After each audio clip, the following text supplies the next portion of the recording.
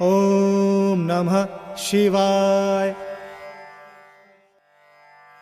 ओम नमः शिवाय। ओम नमः शिवाय।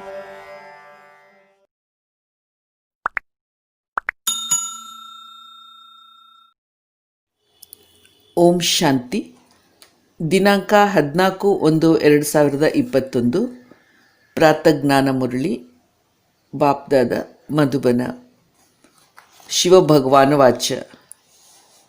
ओम शांति। मीठे बच्चे, बाप तुम्हें जो पढ़ाई पढ़ाते हैं वह बुद्धि में रख सबको पढ़ानी है। हर एक को बाप का और सृष्टि चक्र का परिचय देनी है। ಮಧುರ ಮಕ್ಕಳೇ, ಬಾಬಾ ನಿಮಗೆ ಯಾವ ಒಂದು ಜ್ಞಾನ ವಿದ್ಯೆಯನ್ನು ಓದಿಸ್ತಾ ಇದ್ದಾರೆ, ಇದನ್ನು ಬುದ್ಧಿನಲ್ಲಿಟ್ಕೊಂಡು ಎಲ್ಲರಿಗೂ ಕಲಿಸಬೇಕು ಮತ್ತು ಪ್ರತಿಯೊಬ್ಬರಿಗೂ ಪರಮಾತ್ಮ ತಂದೆ ಮತ್ತು ಸೃಷ್ಟಿಚಕ್ರದ ಪರಿಚಯವನ್ನು ನೀಡಿ. ಓಂ ಶಾಂತಿ. अभी यह तो बच्चे जानते हैं कि हम बाबा के सामने बैठे हैं। बाबा भी जानते हैं बच्चे हमारे सामने बैठे हैं। यह भी तुम जानते हो बाबा हमको शिक्षा देते हैं जो फिर औरों को देनी है। ಮಕ್ಕಳಿಗೆ ಇದು ಅರಿವಿದೆ, ನಾವು ಪರಮಾತ್ಮ ತಂದೆಯ ಸನ್ಮುಖದಲ್ಲಿ ಕುಳಿತಿದ್ದೇವೆ ಮತ್ತು ತಂದೆಗೂ ನಾವು ಮಕ್ಕಳು ಎದುರುಗಡೆ ಕುಳಿತುಕೊಂಡಿದ್ದೇವೆ ಅನ್ನುವ ಅರಿವಿದೆ. ನಿಮಗೆ ಅರ್ಥವಾಗಿದೆ, ಪರಮಾತ್ಮ ತಂದೆನೇ ನಮಗೆ ಶಿಕ್ಷಣ ಕೊಡ್ತಾ ಇದ್ದಾರೆ ಮತ್ತು ನಾವಿದನ್ನು ಬೇರೆಯವರಿಗೂ ಕೊಡಬೇಕಾಗಿದೆ.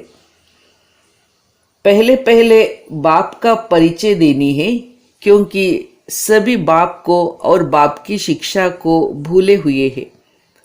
अभी जो बाप पढ़ाते हैं यह पढ़ाई फिर 5000 वर्ष बाद मिलेंगी। ये ज्ञान और कोई को है नहीं. ಮೊದಲು ನಾವು ಪರಮಾತ್ಮನ ಪರಿಚಯವನ್ನು ಇತರರಿಗೆ ತಿಳಿಸಬೇಕು. ಏಕೆಂದರೆ ಭಗವಂತ ಕೊಟ್ಟ ಜ್ಞಾನ ಶಿಕ್ಷಣವನ್ನು ಎಲ್ಲರೂ ಮರ್ತಿದ್ದಾರೆ. ಈಗ ತಂದೆ ನಮಗೆ ಓದಿಸ್ತಾ ಇರುವ ಈ ಜ್ಞಾನ ಪುನಃ 5000 ವರ್ಷಗಳ ನಂತರ ಮಾತ್ರನೇ ಸಿಗುತ್ತೆ. ಇಂತಹ ಜ್ಞಾನ ಬೇರೆಲ್ಲೂ ಇಲ್ಲ. मुख्य है बाप का परिचय। फिर यह भी समझाना है हम सब भाई भाई हैं। सारी दुनिया की जो सब आत्माएं हैं सब आपस में भाई भाई हैं। सभी अपना मिला हुआ पार्ट इस शरीर द्वारा बजाते हैं. ನಾವೆಲ್ಲ ಆತ್ಮ ಪರಸ್ಪರ ಸಹೋದರ ಆತ್ಮರಾಗಿದ್ದೇವೆ. ಪ್ರಪಂಚದಲ್ಲಿರುವ ಎಲ್ಲ ಆತ್ಮರು ಪರಸ್ಪರ ಸೋದರರೇ ಆಗಿದ್ದಾರೆ ಮತ್ತು ತಮ್ಮ ತಮ್ಮ ಪಾತ್ರಗಳನ್ನು ಅಭಿನಯಿಸ್ತಾ ಇದ್ದಾರೆ. ಅಭಿ ಬಾಪ್ ಆಯೆ ಹೇ ನई दुनिया में ले जाने लिए जिसको स्वर्ग कहा जाता है, परंतु हम सब भाई पतित है, एक भी पावन नहीं है. ತಂದೆ ಬಂದಿದ್ದಾರೆ ನಮ್ಮನ್ನು ಹೊಸ ಜಗತ್ತಿಗೆ ಕರ್ಕೊಂಡೋಗ್ಲಿಕ್ಕೆ. ಅದನ್ನೇ ಸ್ವರ್ಗ ಅಂತ ಕರೆಯಲಾಗುತ್ತೆ. ಆದರೆ ಎಲ್ಲ ಆತ್ಮ ಸಹೋದರರು ಪತಿತರಾಗಿದ್ದಾರೆ, ಒಬ್ಬರೂ ಪಾವನರಿಲ್ಲ. सभी पतितों को पावन बनाने वाला एक ही बाप है. यह ही विकारी पतित ಭ್ರಷ್ಟಾಚಾರಿ ರಾವಣ ಕಿ ದುನಿಯಾ. ಪತಿತರಾದ ಆತ್ಮರನ್ನು ಪಾವನ ಮಾಡ್ತಕ್ಕಂಥ ಪರಮಾತ್ಮ ಒಬ್ಬರೇ ತಂದೆಯಾಗಿದ್ದಾರೆ. ಏಕೆಂದರೆ ಈ ಪ್ರಪಂಚದಲ್ಲಿ ಎಲ್ಲರೂ ಪತಿತರು, ವಿಕಾರಿ ಮತ್ತು ಭ್ರಷ್ಟಾಚಾರಿ ಹಾಗೂ ರಾವಣ ರಾಜ್ಯದವರಾಗಿದ್ದಾರೆ. रावण का अर्थ ही है 5 विकार स्त्री में, 5 विकार पुरुष में. ಬಾಬಾ ಬಹುತ್ ಸಿಂಪಲ್ ರೀತಿ ಸಮಜಾತೆ ಹೇ. ರಾವಣನ ಅರ್ಥ ಏನಂದರೆ 10 ತಲೆ, ಅದರ ಅರ್ಥ 5 ತಲೆ, 5 ವಿಕಾರಗಳು ಸ್ತ್ರೀಯಲ್ಲಿ ಮತ್ತು ಇನ್ನೂ 5 ವಿಕಾರಗಳು, ಇನ್ನೂ 5 ತಲೆ ಅಂದರೆ ಪುರುಷನಲ್ಲಿರುವ 5 ವಿಕಾರಗಳು. ಹೀಗೆ ಬಾಬಾ ಸರಳೀಕರಿಸಿ ತಿಳಿಸ್ಕೊಡ್ತಾ ಇದ್ದಾರೆ. तुम भी ऐसे समझा सकते हो तो पहले पहले ये समझाओ हम आत्माओं का वह बाप है, हम सब ब्रदर्स है.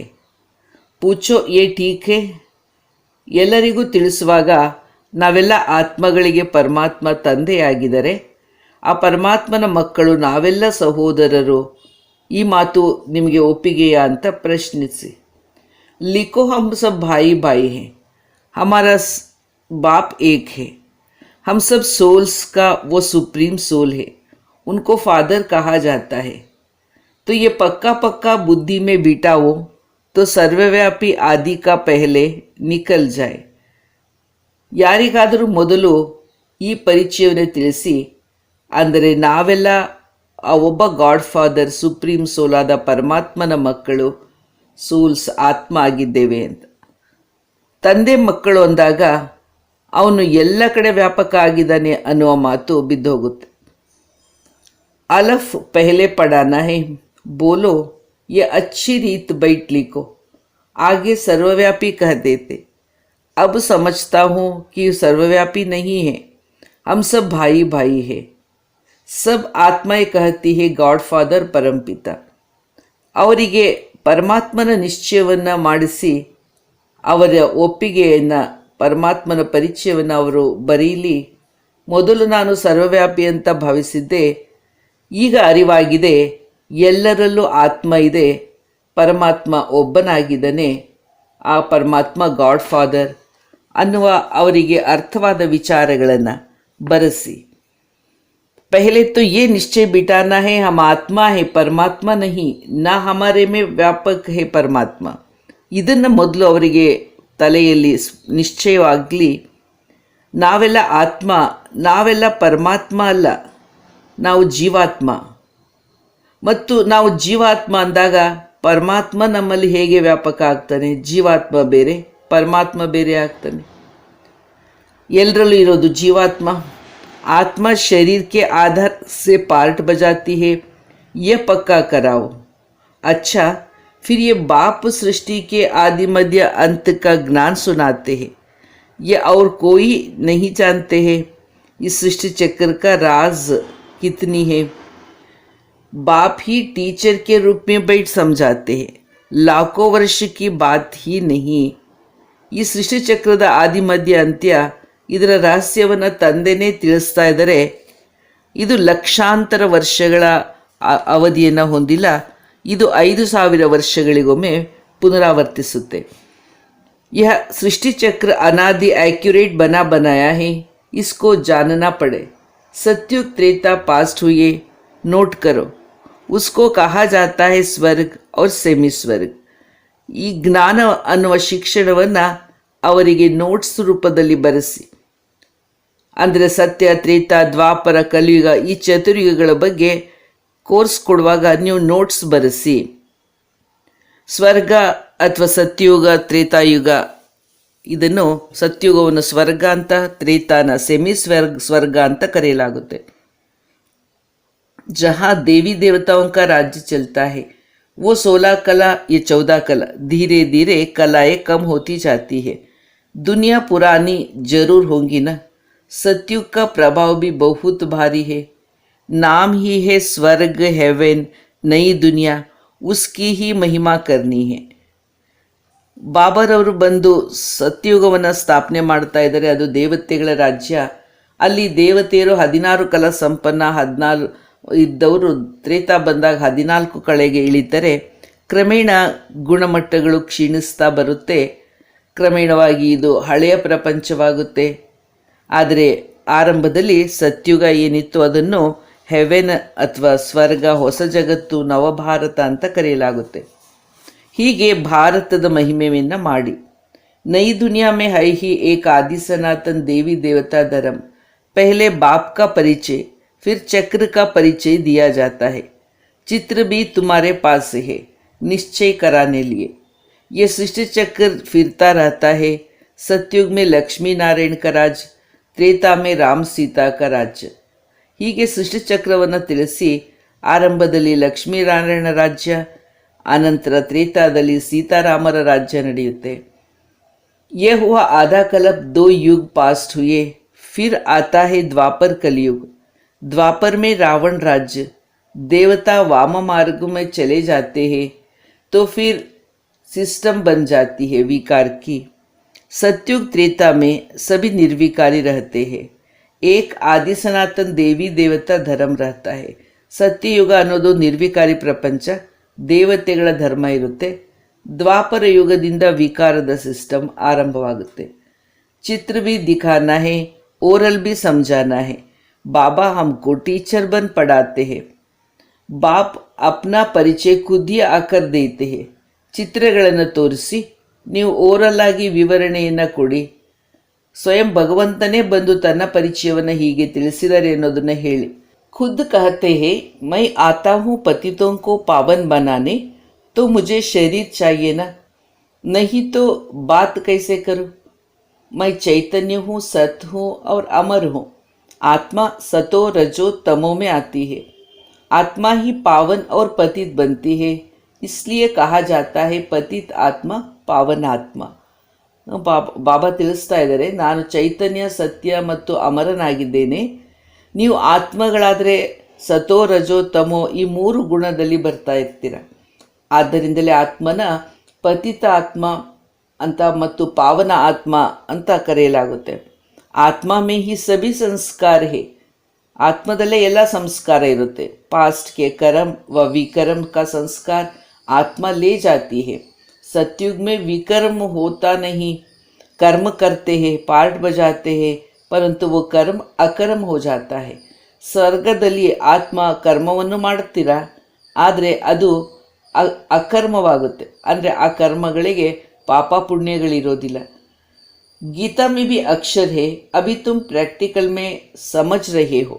जानते हो बाबा आया हुआ है पुरानी दुनिया को बदलने, नई दुनिया बनाने.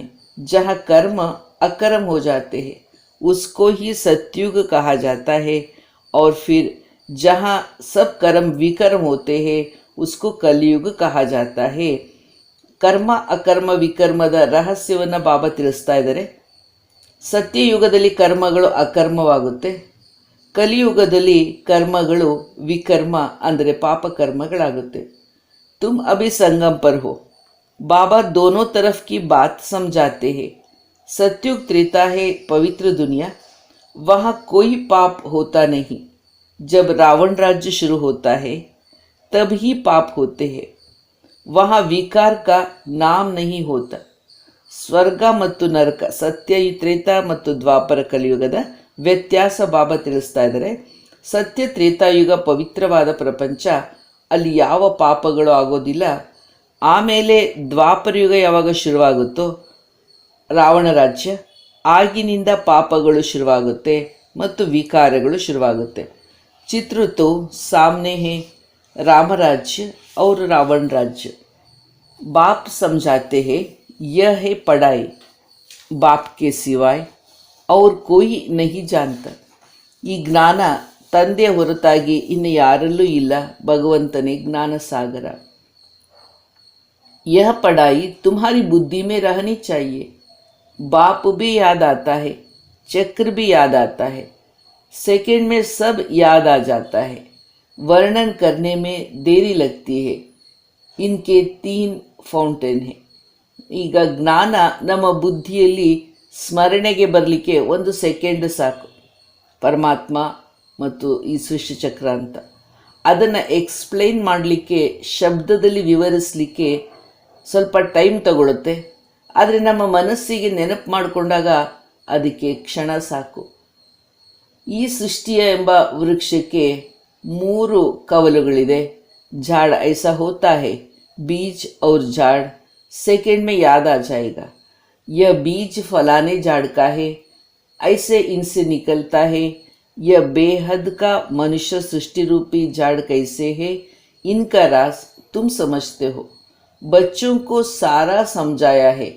आधा कल्प डिनास्टी कैसे चलती है, फिर रावण राज्य होता है. तो जो सत्युग त्रेतावासी है वही ದ್ವಾಪರವಾಸಿ बनते हैं. ಮಕ್ಕಳಿಗೆ ತಿಳಿಸಲಾಗಿದೆ, ಅರ್ಧ ಕಲ್ಪ ದೇವತೆಗಳ ರಾಜಧಾನಿ ನಡೆಯುತ್ತೆ, ಆಮೇಲೆ ರಾವಣ ರಾಜ್ಯ ಆರಂಭವಾಗುತ್ತೆ. ಸ್ವರ್ಗ ಅಥವಾ ಸತ್ಯ ತ್ರೇತಾದಲ್ಲಿರುವಂಥವರನ್ನೇ ದ್ವಾಪರ ಯುಗದ ವಾಸಿಗಳಾಗ್ತಾರೆ. झाड़ वृद्धि को पाता रहता है. आधा कल्प के बाद रावण राज्य शुरू होता है. विकारी बन जाते हैं. बाप से जो वर्षा मिला वो आधा कल्प चला. नॉलेज सुनकर वर्षा दिया, सुनाकर वर्षा दिया. वह प्रारब्ध भोगी अर्थात सत्युग त्रेता में सुख पाया. ತಂದೆ ಪರಮಾತ್ಮನಿಂದ ಯಾವ ಭಾಗ್ಯ ಸಿಗುತ್ತೋ ಅದು ಅರ್ಧ ಕಲ್ಪದವರೆಗೆ ನಡೆಯುತ್ತೆ. ತಂದೆ ಜ್ಞಾನವನ್ನು ತಿಳಿಸಿ ಭಾಗ್ಯವನ್ನು ಕೊಡ್ತಾರೆ. ಆಮೇಲೆ ಅದರ ಪ್ರಾರಬ್ಧವನ್ನು ನಾವು ಅನುಭವಿಸ್ತೇವೆ. ಸತ್ಯ ತ್ರೇತಾಯುಗದಲ್ಲಿ ಸುಖ ಪಡ್ತೇವೆ. उसको सुखधाम सतयुग कहा जाता है, वहाँ दुख होता नहीं. कितनी सिंपल समझाते हैं, हर एक को समझाते हो या बहुतों को समझाते हो, तो ऐसे अटेंशन देना है, समझाना है और देखना है. हाँ करता है. ಹೀಗೆ ಬಾಬಾ ನಮಗೆ ಎಷ್ಟು ಚೆನ್ನಾಗಿ ಸರಳವಾಗಿ ತಿಳಿಸ್ತಾರೋ ನಾವು ಇತರರಿಗೂ ತಿಳಿಸ್ಬೇಕು. ಆಗ ನಾವು ಅವ್ರು ಕೇಳ್ತಕ್ಕಂಥವ್ರು ಯಾವ ಭಾವನೆಯಿಂದ ಕೇಳ್ತಾ ಇದ್ದಾರೆ, ಗಮನ ಕೊಟ್ಟು ಕೇಳ್ತಾ ಇದ್ದಾರೋ, ಕೇಳುವಾಗ ಅವರು ಹೌದು ಹೌದು ಅಂತ ಅವರು ಒಪ್ಪಿ ತಲೆ ಆಡಿಸ್ತಾ ಇದ್ದಾರೋ, ಅವ್ರ ಮನಸ್ಸು ಜ್ಞಾನದ ಕಡೆ ಆಸಕ್ತಿ ಶ್ರದ್ಧೆಯಲ್ಲಿ ಇದೆಯೋ ಅಥವಾ ಆ ಕಡೆ ಈ ಕಡೆ ಚಂಚಲವಾಗ್ತಾ ಇದೆಯೋ, ನೀವು ಅದನ್ನು ಗಮನ ಕೊಟ್ಟು ನೋಡ್ತಾ ಇರಬೇಕು. ಬೋಲು ನೋಟ್ ಕರ್ತೆ ಜಾವು. ಆದ್ದರಿಂದ ಕೇಳುಗರು ಹೇಗೆ ಕೇಳ್ತಿದ್ದಾರೆ ಅನ್ನೋದನ್ನು ಗಮನಿಸಿ ಅವರಿಗೆ ನೋಟ್ಬುಕ್ಕಲ್ಲಿ ಈ ಮುಖ್ಯಾಂಶಗಳನ್ನು ಬರ್ಕೊಳ್ತಾ ಇರಿ ಅಂತ ಹೇಳಬೇಕು. कोई शक हो तो पूछना, जो बात कोई नहीं जानता वो हम समझाते हैं. तुम कुछ भी जानते नहीं हो, पूछेंगे फिर क्या. ಅವರಿಗೆ ಹೇಳಿ, ನಿಮಗೆ ಏನಾದರೂ ಗೊತ್ತಾಗಲಿಲ್ಲ ಅಂದರೆ ಕೇಳಿ ಪರವಾಗಿಲ್ಲ ಅಂತ ತಿಳಿಸಿ. ಏಕೆಂದರೆ ಇದು ಎಲ್ಲೂ ಗೊತ್ತಿಲ್ಲದೆ ಇರತಕ್ಕಂಥ ಜ್ಞಾನ ಪರಮಾತ್ಮ ಹೇಳ್ತಾ ಇದ್ದಾರೆ. ನೀವೇನು ಹೇಳಿದ್ರೂ ಅವ್ರಿಗೇನೂ ಅರ್ಥ ಆಗ್ತಾ ಇಲ್ಲ ಅಂದರೆ ಪ್ರಶ್ನೆ ಆದರೂ ಏನು ಕೇಳೋಕ್ಕಾಗುತ್ತೆ? ಅವರಿಗೆ ಪ್ರಶ್ನೆ ಕೇಳೋಕ್ಕೂ ಬರಬೇಕಲ್ವಾ. बाबा तो इस बेहद जड़ का राज समझाते हैं.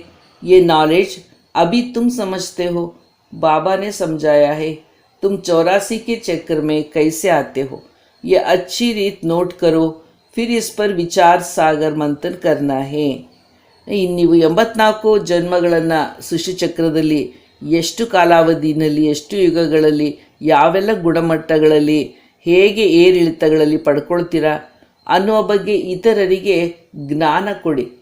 ಇದರ ಬಗ್ಗೆ ಮೊದಲು ನೀವು ಪೂರ್ವ ಸಿದ್ಧತೆ ಮಾಡಿಕೊಳ್ಳಿಕ್ಕೆ ವಿಚಾರ ಮಂಥನ ಮಾಡಿ. जैसे टीचर निबंध देते हैं फिर घर में जाकर रिवाइज कर आते हैं ना, तुम भी ये नॉलेज देते हो, फिर देखो क्या होता है. ಹೇಗೆ ಶಾಲೆಯಲ್ಲಿ ಒಂದು ಎಸ್ಸೆ ಪ್ರಬಂಧವನ್ನು ಕೊಡ್ತಾರೆ, ಇದನ್ನು ಬರ್ಕೊಂಡು ಬನ್ನಿ ಅಂತ ಹೇಳ್ತಾರೆ. ಮನೆಗೆ ಹೋಗಿ ಮಕ್ಕಳು ಅದರ ಬಗ್ಗೆ ವಿಚಾರ ಮಾಡ್ತಾರೆ, ಪ್ರಬಂಧ ಬರ್ಕೊಂಡು ಬರ್ತಾರೆ. ಹಾಗೆಯೇ ಬಾಬಾ ಹೇಳ್ತಾರೆ, ನೀವು ಈ ಈಶ್ವರಿಯ ಜ್ಞಾನವನ್ನು ಕೋರ್ಸಲ್ಲಿ ಕ್ಲಾಸಲ್ಲಿ ತಿಳಿಸ್ತೀರಿ. ತಿಳಿಸಿದ ಮೇಲೆ ಕೇಳುಗರ ಮನಸ್ಸಿನ ಮೇಲೆ, ವಿದ್ಯಾರ್ಥಿಗಳ ಮನಸ್ಸಿನಲ್ಲಿ ಅದು ಯಾವ ರೀತಿ ಪ್ರಭಾವ ಆಯಿತು, ಹೇಗೆ ಅವರ ಬಗ್ಗೆ ಅದರ ಬಗ್ಗೆ ಹೋಮ್ವರ್ಕ್ ಮಾಡ್ತಾ ಇದ್ದಾರೆ ಅಂದರೆ ಕೇಳಿದ್ದ ಪರಿಣಾಮ, ಅವರು ಯಾವ ಸಾಧನೆ ಮಾಡ್ತಾ ಇದ್ದಾರೆ ಇದೆಲ್ಲನೂ ಕೇಳ್ತಾ ಇರಿ, ಗಮನಿಸ್ತಾ ಇರಿ. पूछते रहो, एक एक बात अच्छी रीत समझाओ. बाप टीचर का कर्तव्य समझाकर फिर गुरु को अपना समझाओ. ಪರಮಾತ್ಮ ತಂದೆ ಶಿಕ್ಷಕನಾಗಿ ಹೇಗೆ ಕರ್ತವ್ಯ ಮಾಡ್ತಾ ಇದ್ದಾರೆ ಅನ್ನೋದನ್ನು ತಿಳಿಸಿ. ಆನಂತರ ಗುರುವಿನ ಬಗ್ಗೆಯೂ ತಿಳಿಸಿ. ಉನ್ಕೋ ಬುಲಾಯಾ ಹಿ ಹೇ ಕಿ ಆಕರ್ ಹಮ್ ಪತಿತೋಂ ಕೋ ಪಾವನ್ ಬನಾವೋ. ಆತ್ಮ ಪಾವನ್ बनती है तो फिर शरीर भी पावन मिलता है. जैसा सोना वैसा जेवर बनती है. 84 कैरेट सोना उठाएंगे, खाद नहीं डालेंगे तो जेवर भी ऐसे सतोप्रधान बनेगा. ಚೊಕ್ಕ ಬಂಗಾರದಿಂದ ಒಡವೆಯನ್ನು ಮಾಡಿದರೆ ಅದು ಚೊಕ್ಕವಾದ ಒಡವೆ ಆಗಿರುತ್ತೆ. ಅದಕ್ಕೆ ಯಾವ ಲೋಹವನ್ನು ಮಿಶ್ರಣ ಮಾಡಲಿಲ್ಲ ಅಂದರೆ ಅದು ಚೊಕ್ಕವಾಗಿ ಉಳಿದಿರುತ್ತೆ ತಾನೆ. ಹಾಗೆ ಆತ್ಮ अलाय डालने से तमो प्रधान बन पड़े हैं. पहले पहले भारत 24 कैरेट पक्के सोने की चिड़िया थी, अर्थात सतो प्रधान नई दुनिया थी. अभी तमो प्रधान है. ಮೊದಲು ಭಾರತ 24 ಕ್ಯಾರೆಟ್ ಚೊಕ್ಕ ಬಂಗಾರದಂತಿತ್ತು, ಈ ಸತೋಪ್ರಧಾನವಾಗಿತ್ತು. ಕ್ರಮೇಣವಾಗಿ ಆತ್ಮಕ್ಕೆ ಲೋಹ ಮಿಶ್ರಣವಾಗಿ ಅದು ತಮೋಪ್ರಧಾನವಾಗಿದೆ. ಲೋಹ ಎಂದರೆ ಪಂಚವಿಕಾರಗಳೆಂಬ ದುರ್ಗುಣಗಳು ಮಿಕ್ಸ್ ಆದಮೇಲೆ ಆತ್ಮ ಸತೋದಿಂದ ರಜೋ तमो गुणಕ್ಕೆ ಬಂದಿದೆ. यह भी बाप समझाते हैं, ये और कोई गुरु लोग नहीं जानते हैं. बुलाते हैं आकर पावन बनाओ, सो तो गुरु का काम है. वानप्रस्थ अवस्था में मनुष्य गुरु करते हैं, वाणी से परे स्थान तो इनकॉर्पोरियल वर्ल्ड जहाँ आत्माएं रहती है, ये है कॉर्पोरियल वर्ल्ड। दोनों का यह मेल है। ಈಗ ಸಂಗಮ ಯುಗದಲ್ಲಿ ನಿರಾಕಾರ ಜಗತ್ತು ಮತ್ತು ಸಾಕಾರ ಜಗತ್ತು ಇದೆರಡರ ಪರಿಚಯವನ್ನು ಇಲ್ಲಿ ಕೊಡ್ತಾ ಇದ್ದಾರೆ. ಯಹ ತೋ ಶರೀರ ಹೈ ನಹಿ ವಾ ಕೋಯಿ ಕರ್ಮ ನಹಿ ಹೋತಾ. ಆ ನಿರಾಕಾರ ಜಗತ್ತಿನಲ್ಲಿ ಶರೀರ ರಹಿತವಾದ ಜಗತ್ತು, ಅವ್ಯಕ್ತವಾಗಿದ್ದದ್ದು, ಮತ್ತು ಅಲ್ಲಿ ಯಾವ ಶರೀರ ಇಲ್ಲ ಎಂದ ಮೇಲೆ ಕರ್ಮಗಳು ಇಲ್ಲ. बाप तो सारी नॉलेज समझाते हैं. ड्रामा प्लान अनुसार उनको नॉलेजफुल कहा जाता है. ये चैतन्य सच्चिदानंद स्वरूप होने कारण उनको नॉलेजफुल कहा जाता है. बुलाते भी है पतित पावन नॉलेजफुल शिव बाबा. उनका नाम सदैव शिव है. ಪರಮಾತ್ಮನನ್ನ ಪತಿತ ಪಾವನ ಜ್ಞಾನಸಾಗರ ಶಿವಬಾಬಾ ಅಂತ ಕರಿತೇವೆ. ಅವರ ಪೂರ್ಣ ಹೆಸರೇನೆ ಸದಾಶಿವ. ಬಾಕಿ आत्मा ये सब पार्ट में आते हैं बजाने, तो भिन्न भिन्न नाम धारण करती है. ಶಿವನ ಹೆಸರು ಸದಾ ಎಂದೆಂದೂ ಶಿವನೇ ಆಗಿದೆ. ಆದರೆ ಆತ್ಮಗಳ ಹೆಸರು ವಿಭಿನ್ನ ದೇಹಗಳನ್ನು ಪುನರ್ಜನ್ಮಗಳನ್ನು ಪಡೆದಾಗ ಹೆಸರುಗಳು ವಿಧ ವಿಧವಾಗಿ ಬದಲಾಗಿರುತ್ತೆ. बाप को बुलाते हैं परंतु उनको कुछ भी समझ नहीं रहती. जरूर भाग्यशाली रथ भी होगा जिसमें बाप प्रवेश कर तुमको पावन दुनिया में ले जाए. तो बाप समझाते हैं, मीठे मीठे बच्चों, मैं उनके तन में आता हूँ जो बहुत जन्मों के अंत में है. पूरा 84 जन्म लेते हैं. ತಂದೆ ತಿಳಿಸ್ತಿದ್ದಾರೆ, ನಾನು ಈ ಸೃಷ್ಟಿಯಲ್ಲಿ ಬರುವಾಗ ಯಾವ ಪ್ರಜಾಪಿತ ಬ್ರಹ್ಮ ಅವರ ಅನೇಕ ಜನ್ಮಗಳ ಅಂತ್ಯದಲ್ಲಿ, ಅಂದರೆ ಅವರು 84ನೆಯ ಕೊನೆಯ ಜನ್ಮದಲ್ಲಿದ್ದಾಗ ಅವರ ಶರೀರದಲ್ಲಿ ಶಿವಬಾಬಾ ಬಂದು ನಮಗೆ ಜ್ಞಾನ ಹೇಳ್ತಾರೆ. ಆದ್ದರಿಂದ ಅವರ ದೇಹರೂಪಿ ರಥವನ್ನು ಭಾಗ್ಯಶಾಲಿ ರಥ, ಭಗೀರಥ ಅಂತಲೂ ಕರೆಯಲಾಗುತ್ತೆ. पहले नंबर में तो ये श्री कृष्ण वो है सत्युगी नई दुनिया का मालिक. फिर वही नीचे उतरते हैं, गोल्डन से सिल्वर, कॉपर, आयरन एज में आकर यह बने हैं. अभी फिर तुम आयरन से गोल्डन बन रहे हो. ಪ್ರಥಮ ದೇವತೆಯಾಗಿದ್ದಂತಹ ಶ್ರೀ ಕೃಷ್ಣ ಸತ್ಯಯುಗದ ಮಾಲೀಕನಾಗಿದ್ದರು, ಅಂದರೆ ವಿಶ್ವ ಮಹಾರಾಜ. ಆಮೇಲೆ ಕ್ರಮೇಣ ಗೋಲ್ಡನ್ ಏಜಿಂದ ಸಿಲ್ವರ್, ಕಾಪರ್, ಐರನ್ ಏಜಿಗೆ ಬಂದುಬಿಡ್ತಾರೆ. ಹೀಗೆ ಎಲ್ಲರೂ ಸಹ ಐರನ್ ಏಜಲ್ಲಿ ಬಂದಿದ್ದೀರಾ. ಈಗ ಮತ್ತೆ ತಂದೆ ಹೇಳ್ತಾರೆ, ನನ್ನನ್ನೇ ಪುನಃ ನೆನಪು ಮಾಡಿ ನೀವು ಪುನಃ ಗೋಲ್ಡನ್ ಏಜ್ಗೆ ಯೋಗ್ಯರಾಗ್ತೀರಾ. जिसमें प्रवेश किया है उनकी आत्मा में तो जरा भी नॉलेज नहीं थी. इसमें मैं प्रवेश करता हूँ, इसलिए इनको ಭಾಗ್ಯಶಾಲಿ ರಥ್ ಕಹಾ ಹೈ. ಯಾರ ದೇಹದಲ್ಲಿ ಶಿವಬಾಬಾ ಬರ್ತಾರೋ, ಅವತರಿತರಾಗ್ತಾರೋ, ಅವರಿಗೆ ಮೊದಲು ಈ ಎಲ್ಲ ಜ್ಞಾನ ಗೊತ್ತಿರಲಿಲ್ಲ. ಇವರ ದೇಹದಲ್ಲಿ ಪರಮಾತ್ಮ ಬಂದಿದ್ದಕ್ಕೇ ಭಗವಂತ ಬಂದ ದೇಹ ಭಾಗ್ಯವಂತ ಅರ್ಥಾತ್ ಭಾಗ್ಯಶಾಲಿ ರಥ ಆಗಿದೆ. नहीं तो सबसे ऊंचे ते ऊंचे लक्ष्मी नारायण है, इनमें प्रवेश करना चाहिए, परंतु इनमें परमात्मा प्रवेश नहीं करते, इसलिए उनको भाग्यशाली रथ नहीं कहा जाता है. रथ में आकर पतितों को पावन बनाता हूँ, तो जरूर कलयुगी तमो प्रदान होगा ना. खुद कहते हैं, मैं बहुत जन्मों के अंत में आता हूँ. गीता में भी अक्षर एक्यूरेट है. ಗೀತಾ ಕೋ ಹಿ ಸರ್ವಶಾಸ್ತ್ರ ಶಿರೋಮಣಿ ಕಹಾ ಜಾತಾ ಹೈ. ಹೀಗೆ ಭಗವಂತ ನಾನು ಮಾನವ ತನುವಿನಲ್ಲಿ ಬರ್ತೇನೆ, ಅವಜಾನಂತೆ ಮಾಮೂಢ ಮಾನುಷಂ ತನುಮಾಶ್ರಿತಂ ಅಂತ ಭಗವದ್ಗೀತೆನೂ ಹೇಳುತ್ತೆ. ಸರ್ವಶಾಸ್ತ್ರ ಶಿರೋಮಣಿ ಆದದ್ದು. तो इस संगम पर बाप आकर ब्राह्मण कुल और देवता कुल स्थापन करते हैं. बहुत जन्मों के अंत में अर्थात संगम युग पर ही बाप आते हैं. ಹೀಗೆ ಭಗವಂತ ಅನೇಕ ಜನ್ಮಗಳ ಅಂತ್ಯದಲ್ಲಿ ಈ ಸಂಗಮ ಯುಗದಲ್ಲೇ ಅವತರಿಸಿ ಬರ್ತಾರೆ. बाप कहते हैं, मैं बीज रूप हूँ. कृष्ण तो है सत्युग का रहवासी, उनको दूसरी जगह कोई देख ना सके. ಶ್ರೀ ಕೃಷ್ಣ ಸತೋಪ್ರಧಾನ ದೇವತೆ. ಅವನ ಸ್ವರ್ಗದಲ್ಲಿ ಮಾತ್ರ, ಅಂದರೆ ಸತ್ಯುಗದಲ್ಲಿ ಮಾತ್ರ ಕೃಷ್ಣನ ಜನ್ಮವಿರುತ್ತೆ. ಅವನ ಜನ್ಮಕಾಲೀನರು ಮಾತ್ರ ಅವ್ರನ್ನ ನೋಡ್ಬೋದು ಹೊರತು ಬೇರೆ ಕಾಲದಲ್ಲಿ ಬೇರೆ ಯುಗದಲ್ಲಿ ಬೇರೆಯವರು ಅವರು ಚೈತನ್ಯವಾಗಿ ಹೇಗೆ ನೋಡಲಿಕ್ಕೆ ಸಾಧ್ಯ? ಫೋಟೋದಲ್ಲಿ ನೋಡ್ಬೋದು.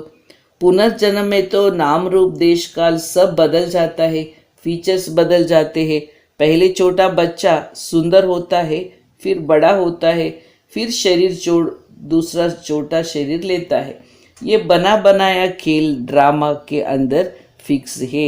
ಹೀಗೆ ಬಾಲ್ಯ, ಯೌವನ, ವೃದ್ಧಾವಸ್ಥೆ, ಪುನಃ ಅಲ್ಲಿ ಸಾವಿನ ನಂತರ ಬಾಲ್ಯಾವಸ್ಥೆ ಅಥವಾ ಮಗುವಾಗಿ ಹುಟ್ಟಬೇಕಾಗುತ್ತೆ. ಈ ನಾಟಕ ಚಕ್ರ ಮಾಡಲ್ಪಟ್ಟಿದೆ. दूसरा शरीर लिया उनको कृष्ण नहीं कहेंगे. ಆತ್ಮ ಮತ್ತೊಂದು ದೇಹ ಪಡ್ಕೊಂಡಾಗ ಕೃಷ್ಣನೇ ಆಗಿರಬಹುದು, ಮರುಜನ್ಮದಲ್ಲಿ ಅದೇ ಕೃಷ್ಣ ಅಂತಲೇ ಮರುಜನ್ಮದ ಹೆಸರು ಇರೋದಿಲ್ಲ. तो दूसरे शरीर पर नाम आदि फिर दूसरा पड़ेगा. समय, फीचर्स, तिथि, तारीख आदि सब बदल जाता है. वर्ल्ड की हिस्ट्री जाग्रफी हूबहू रिपीट होता है.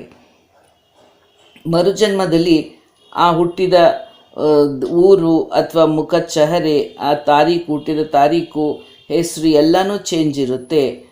ಹೀಗೆ ನಾಟಕ ಪುನರಾವರ್ತನೆ ಆಗ್ತಾ ಇರುತ್ತೆ ಹಿಸ್ಟ್ರಿ. सतो रजो तमो में आना ही है.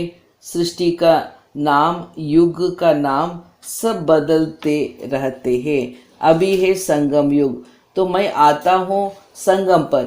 मैं तुमको सारी दुनिया की हिस्ट्री जाग्रफी सत्य बताता हूँ.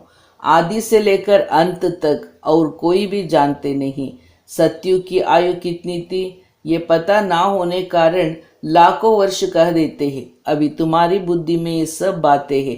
तुम्हें अंदर में ये पक्का करनी है कि बाप टीचर सद्गुरु है, जो फिर सतो प्रदान बनाने के लिए बहुत अच्छी युक्ति बतलाते हैं. ಈಗ ತಂದೆ, ಶಿಕ್ಷಕ, ಸದ್ಗುರುವೇ ಇವರಾಗಿದ್ದಾರೆ, ತಂದೆ ಆಗಿದ್ದಾರೆ ಅನ್ನೋದು ನಿಮಗೆ ಒಳಗಡೆ ದೃಢವಾಗಿರಬೇಕು. ಮತ್ತು ನಾವು ಸತೋಪ್ರಧಾನರಾಗಲಿಕ್ಕೆ ಅನೇಕ ಜ್ಞಾನದ ಯುಕ್ತಿಗಳನ್ನು ತಿಳಿಸ್ತಾ ಇದ್ದಾರೆ. भक्ति मार्ग में कितना मेहनत करते हैं भगवान के पास जाने लिए. वो है मुक्तिधाम, कर्मों से मुक्ति. हम इन कॉर्पोरियल दुनिया में जाकर बैठते हैं. पार्टदारी घर गया तो पार्ट से मुक्त हुआ. सब चाहते हैं हम मुक्ति पाए. मोक्ष तो किसको मिल ना सके. ये ड्रामा अनादि अविनाशी है. कोई कहे यह पार्ट आने जाने का हमको पसंद नहीं, ಪರಂತು ಇಸ್ಮೆ ಕುಚ್ ಕರ್ನಾ ಸಕೆ. ಹೀಗೆ ಇದೊಂದು ನಾವೆಲ್ಲ ಆತ್ಮಗಳು ನಿರಾಕಾರಿ ಪ್ರಪಂಚದಲ್ಲಿದ್ದವರು. ಆನಂತರ ಪಾತ್ರಾಭಿನಯಕ್ಕೆ ನಾವು ಈ ಸಾಕಾರ ಲೋಕಕ್ಕೆ ಬರ್ತೇವೆ. ಹೀಗೆ ಇದು ಅನಾದಿ ನಾಟಕ. ಯಾರಾದರೂ ಇಲ್ಲಪ್ಪ ನಮಗೆ ಈ ಪ್ರಪಂಚ ಬೇಡ, ನಾವು ಈಗ ಮೋಕ್ಷದಲ್ಲಿ ಹೋಗಿ ಸೇರ್ಕೊಂಡು ಬಿಡ್ತೀವಿ ಅಂತ ನಮ್ಮ ಇಚ್ಛೆ ಬಂದಂಗೆ ಯಾವಾಗೋ ಈ ಜಗತ್ತು ಬಿಟ್ಟು ಹೋಗಿ ನಾವು ಮೋಕ್ಷದಲ್ಲಿ ಲೀನವಾಗಲಿಕ್ಕೆ ಹೇಗೆ ಸಾಧ್ಯವಾಗುತ್ತೆ? ಇದೆಲ್ಲ ಮಾನವ ಮತವಾಗಿದೆ. यह है श्रीमत श्रेष्ठ मत बनाने के लिए. मनुष्य को श्रेष्ठ नहीं कहेंगे, देवताओं को ही श्रेष्ठ कहा जाता है. उनके आगे सब नमन करते हैं, तो वो श्रेष्ठ ठहरे ना. ದೇವತೆಗಳೆದುರುಗಡೆ ನಮಸ್ಕರಿಸ್ತೇವಲ್ವಾ, ಅಂದಾಗ ನಮಗಿಂತ ಅವರು ಶ್ರೇಷ್ಠರೇ ಅಲ್ವಾ. ಕೃಷ್ಣ ದೇವತಾ ಹೇ ವೈಕುಂಠ का प्रिंस, वो यहाँ कैसे आएगा? ना उसने गीता सुनाई, शिव के आगे जाकर कहते हैं हमको मुक्ति दो. ಶ್ರೀಕೃಷ್ಣ ವೈಕುಂಠದ ರಾಜಕುಮಾರ. ಅವನು ಈ ಕಲಿಯುಗಾಂತ್ಯದಲ್ಲಿ ಬಂದು ಹೇಗೆ ಜ್ಞಾನ ಕೊಡಲಿಕ್ಕೆ ಸಾಧ್ಯವಾಗುತ್ತೆ? शिव के आगे जाकर कहते हैं हमको मुक्ति दो. वो तो कभी जीवन मुक्ति जीवन मन में आते नहीं, इसलिए उनको पुकारते हैं मुक्ति दो. जीवन मुक्ति भी वही देते हैं. अच्छा मीठे मीठे सिकिलदे बच्चों प्रति माता पिता बाप दादा का याद प्यार और गुड मॉर्निंग. रूहानी बच्चों को रूहानी बाप की याद प्यार, गुड मॉर्निंग और नमस्ते. रूहानी बच्चों की रूहानी बाप दादा को याद प्यार, गुड मॉर्निंग और नमस्ते. धन्यवाद. ओम शांति.